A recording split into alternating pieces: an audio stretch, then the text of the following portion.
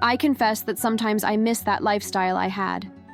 People always question me about it, ask if I miss the money, the power, and everything that came with it.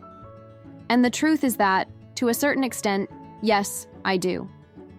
It was good to have everything at my fingertips, the ease of getting what I wanted because I had the resources to do so. I had my own private jet, a Lear 25A, a Belkin helicopter, and owned several large car dealerships, which allowed me to drive the car I wanted. And of course, it had houses in different parts of the country. So yes, that part was good.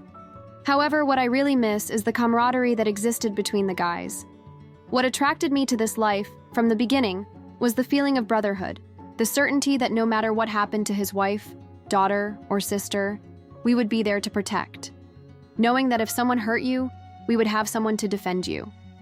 This is something very powerful, very much so. And that camaraderie, that togetherness, is something that I've really lost. It was very good to enter that reserved environment. By the way, for those who watched the movie, Goodfellas, the character Henry Hill never had access to the Copacabana VIP room. I can guarantee that. But I, yes, was there many times, first with my father and then on my own. It was a good feeling to come in and get a privileged table, to be treated in a special way. So, to say that I don't miss it would be a lie. Yes, I do. And how do you learn the art of negotiation? Because this involves a little politics, a little journalism. It's like some interviews I gave when I was considering being mayor.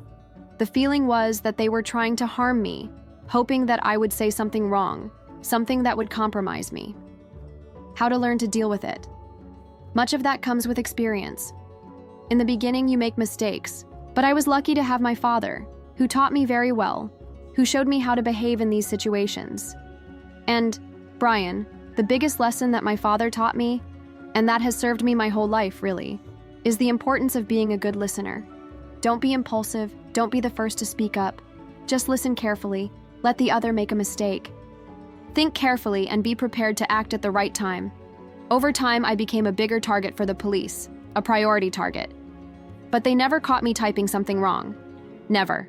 They even set up a secret operation against me, installed 83 wiretaps on my phone. It was because of that story with Don King and Al Sharpton, but they couldn't use any of the recordings against me because I never made a mistake in speaking. I have always been careful with my words, and I give credit to my father for teaching me to listen. So, you have to be careful who you talk to. The same thing goes when you sit down to negotiate. Let the other person introduce themselves first. It's like they say, sometimes you're the smartest in the room, but you don't want anyone to notice. Let them think you're a fool, that you don't know anything.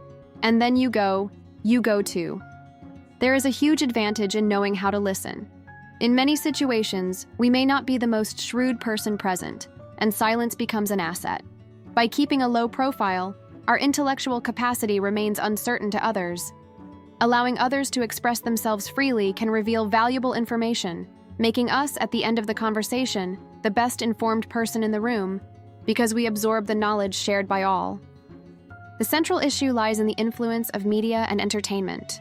The image of powerful figures, such as heads of large organizations, has a profound impact on society. I have witnessed firsthand how the rise of these personalities has altered the behavior of those around me, elevating the status of previously marginalized individuals.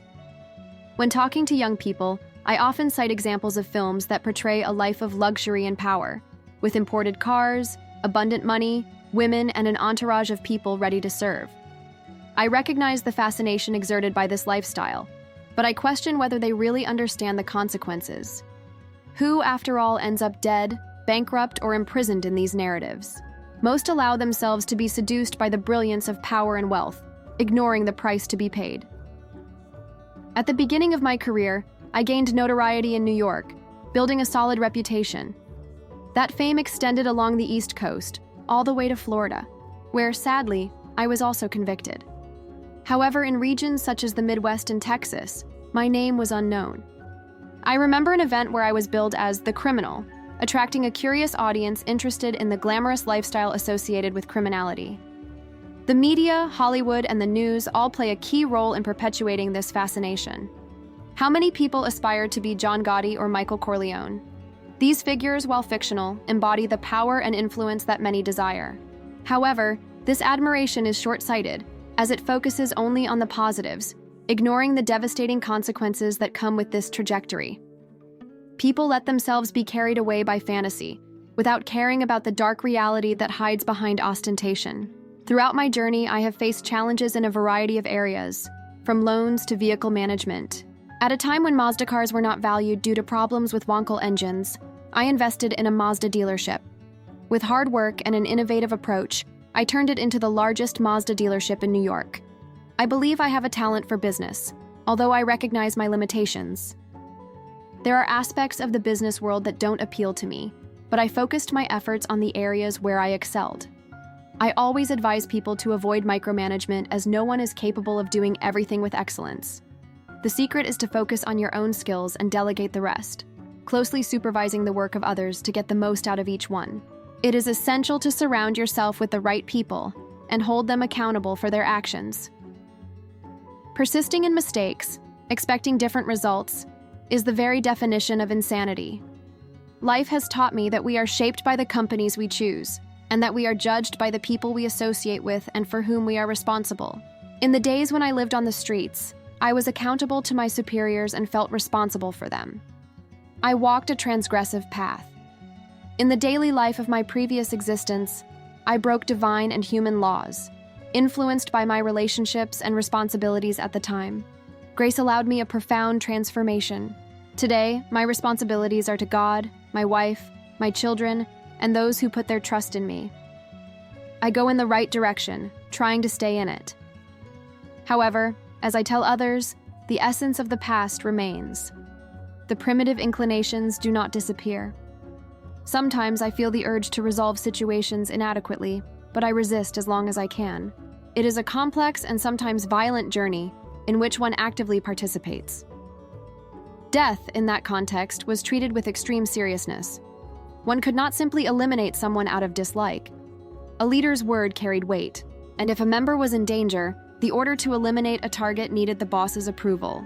Not even a senior member or a police officer could act without this authorization.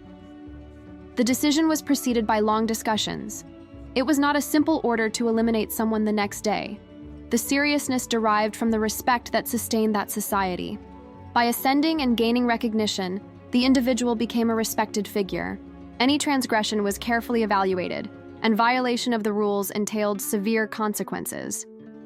Life was not seen as a festival of random murders, as portrayed in the movies. At least that's not what I witnessed. Now, as a man of faith who has resignified his life, I will never return to that past. I recognize the mistakes made. However, if you asked me if I would like to relive that experience, I confess that I would. I know I can be criticized for this, but I believe I can. That experience provided me with valuable learning. If I could purge the negative aspects and return to that environment, among my companions, I believe I would be able to. I hope to be expressing myself clearly, because I do not want to influence young people to follow this path. I don't want valetainment to be misinterpreted as an incentive to this life. It is a dangerous, selfish existence that puts the family at risk. The final destination is prison or death. Let me elaborate. It is necessary to understand that this trajectory is self-destructive. Putting loved ones under this pressure is an act of selfishness. The inevitable result is a tragic end, whether behind bars or in a cemetery. I categorically state that I do not encourage anyone to seek such a path. My intention is to share a complex life experience, with its nuances and contradictions, without romanticizing or glorifying crime. I believe that honesty and transparency are key to preventing others from making the same mistakes. It is crucial that young people understand the devastating consequences of this choice and seek alternatives that build a prosperous and peaceful future. My goal is not to recruit new members into crime, but rather to warn of the dangers that lurk those who venture into this world. I believe that education and awareness are the best tools to fight crime and build a fairer and safer society for all. Therefore, I reiterate my commitment to share my story responsibly, always seeking to convey a message of hope and transformation. I believe that everyone has the potential to change and build a better future, regardless of the mistakes made in the past. It takes courage to recognize one's mistakes, ask for forgiveness, and move forward, always seeking the good and justice. A life of crime is a trap that imprisons and destroys. Do not be deceived by false promises of power and wealth. True success lies in honesty, hard work, and building healthy relationships. Abandon the illusion of crime and embrace the opportunity to build a dignified and happy future. It is unacceptable that the state holds absolute power. This concentration of power violates fundamental ethical principles, and there is no room for questioning. I recognize that, in my trajectory, I have appreciated certain risks inherent to this lifestyle. However, the price to be paid for the ephemerality of these sensations is very high, causing continuous and devastating suffering. Therefore, the search for this existence is unreasonable. I have frequent contact with young people in vulnerable situations, including those involved in crime and inmates. I believe that I exert influence on them and, in a direct way, expose the consequences of their choices: life imprisonment or premature death. Many mention my performance in Goodfellas, highlighting the money, power, and attraction that surrounded the characters. I answer that you should watch the film in its entirety, paying attention to the tragic fate of the majority: violent deaths, incarceration, denunciation, family abandonment, and the suffering of loved ones. Unfortunately, the vision of these young people is selective, focusing only on the superficial aspects and ignoring the inevitable decline that follows. The period of glory is brief, culminating in a melancholy end. I appeal to everyone who listens to me, especially the families of these young people. Do not be deceived by this false promise. My mission is to alert them to the dark reality of this life, discouraging them from following the same path and repeating my mistakes.